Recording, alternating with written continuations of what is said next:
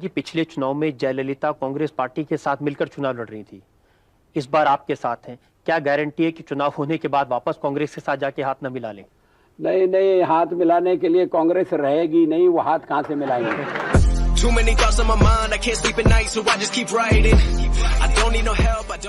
जिस समय जयललिता से आपका समझौता हुआ, उसके एक रात पहले तक उनकी कांग्रेस से बातचीत चल रही थी? उनकी कांग्रेस से बात नहीं चल रही थी, कांग्रेस की उनसे बात चल रही थी। कांग्रेस उनका समर्थन लेना चाहती थी, संयुक्त मोर्चा भी उनका समर्थन लेना चाहती थी। हमने दोनों को पछाड़ दिया और समझौता कर लिया।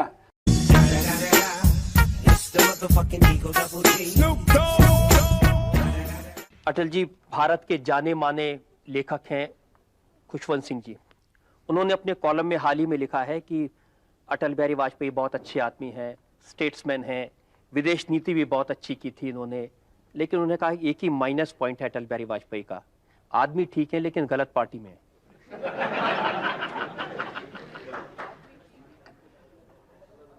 सरदार खुशवंत सिंह जी की मैं बड़ी इज्जत करता हूँ। वो बहुत अच्छा लिखते हैं, उनका लिखा हुआ पढ़ने में बड़ा आनंद आता है। उन्होंने मेरी जो तारीफ की है उसके लिए मैं उन्हें शुक्रिया अदा करता हूँ। लेकिन उनकी इस बात से मैं सहमत नहीं हूँ कि मैं आदमी तो अच्छा हूँ मगर गलत पार्टी में हूँ। अगर मैं सचमुच में अच्छा आदमी हूँ तो फिर गलत पार्टी में कैसे हो सकता हूँ, और अगर गलत पार्टी में हूँ तो फिर मैं अच्छा आदमी नहीं हो सकता।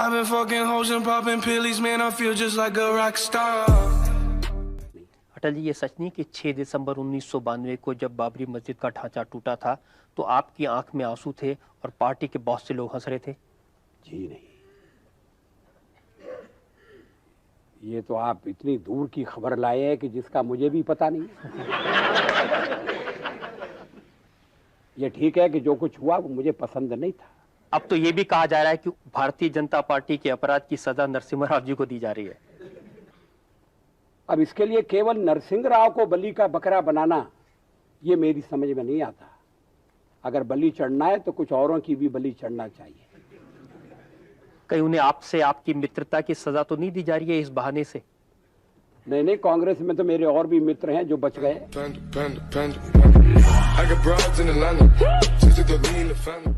अगर आप पावर में आएंगे तो कश्मीर की जो प्रॉब्लम है उसके बारे में आपको क्या कहना है? इसका आपने क्या उपाय सोचा है? कश्मीर के बारे में भारत की संसद सर्वसम्मति से यह प्रस्ताव पास कर चुकी है कि पूरा जम्मू कश्मीर भारत का अभिन्न अंग है। और जब हम पूरे जम्मू कश्मीर की बात कहते हैं तो उसमें कश्मीर का वो हिस्सा भी शामिल है जो आज पाकिस्तान के कब्जे में है, वो हिस्सा भी शामिल है जो पाकिस्तान ने चीन को दे दिया है। तो हम उस प्रस्ताव से बंधे हैं और हम उस प्रस्ताव पर अमल करने के लिए कार्रवाई करेंगे।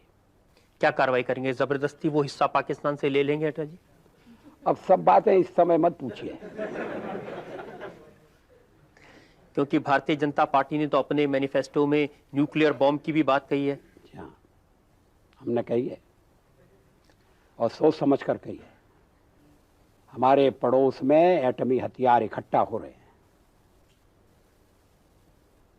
जो एटमी ताकतें हमें एटमी हथियार बनाने से रोकना चाहती हैं वो अपने एटमी हथियार पैने कर रही हैं, उनको तेज कर रही हैं, नए प्रयोगों में लगी हुई हैं और हमें वो उस विज्ञान से वंचित रखना चाहते हैं। इसे हम स्वीकार नहीं करेंगे, कोई स्वाभिमानी देश स्वीकार नहीं करेगा। अटल जी एटम बम बनाएंगे और अपने पड़ोसियों को डराएंगे? जी नहीं, ये नीति है? नहीं नहीं, पड़ोसी हमारे क्यों डरें? मगर हमारे पड़ोस में एटम बम है, हिमालय के उस पार एटमी हथियारों का अंबार लगा हुआ है, उसको हम भूल जाएं? हमारा पड़ोसी दावा कर रहा है कि उसने एटमी प्रक्षेपास्त्रों का विकास कर लिया है। डिगो गार्सिया में अमेरिका बैठा हुआ है एटमी हथियार लेकर। हम किसी के विरुद्ध एटमी हथियारों का प्रयोग नहीं करेंगे, लेकिन हम अपनी क्षमता का विकास करना चाहते हैं जिससे फिर किसी का हमारे ऊपर हमला करने का मन न हो। I've been fucking hoes and popping pillies, man, I feel just like a rock star. बार बार अखबारों में लिखा जाता है कि भारतीय जनता पार्टी में दो गुट हैं, एक नरम दल है, एक गरम दल है, एक वाजपेयी जी का दल है, एक अडवाणी जी का दल है। जी नहीं, मैं किसी दलदल में नहीं हूं। मैं तो औरों के दलदल में अपना कमल खिलाता हूं।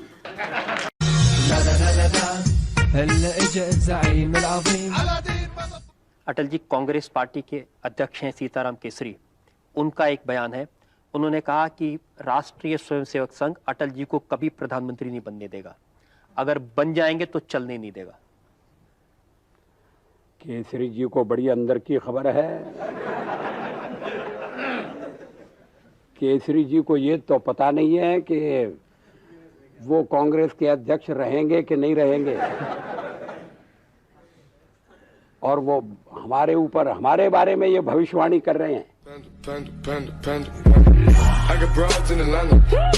अन्ना जी को परास्त करने के लिए अमिताभ को मैदान में उतारा गया। अगर मैं दिल्ली से चुनाव लड़ता तो शायद अमिताभ बच्चन मेरे खिलाफ खड़े होते। चुनाव के पहले पत्रकारों ने मुझसे पूछा था कि अगर अमिताभ बच्चन आपके खिलाफ चुनाव लड़ते हैं तो आप क्या करेंगे। मैंने कहा मुझे रेखा से प्रार्थना करनी पड़ेगी कि वो हमारी तरफ से लड़ें।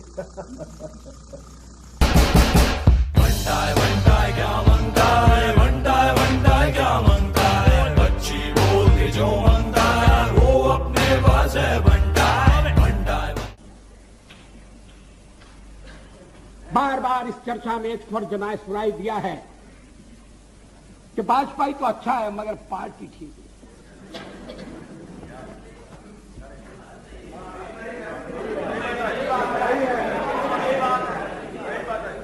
अच्छा, तो अच्छे वाजपेयी का आप क्या करने का इरादा रखते हैं?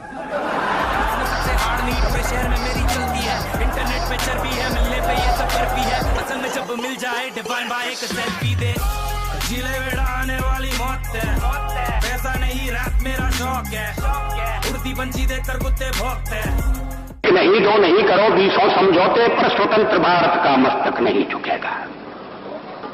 अगणित बलिदानों से अर्जित यह स्वतंत्रता, अगणित बलिदानों से अर्जित यह स्वतंत्रता, श्वेत शोणित से सिंचित यह स्वतंत्रता, त्याग तेज तप बल से रक्षित यह स्वतंत्रता, दुखी मनुजता के हित अर्पित यह स्वतंत्रता।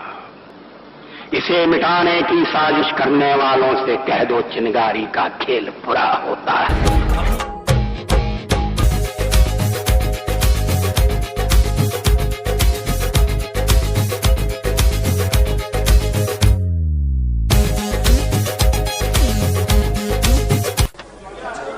ऐसा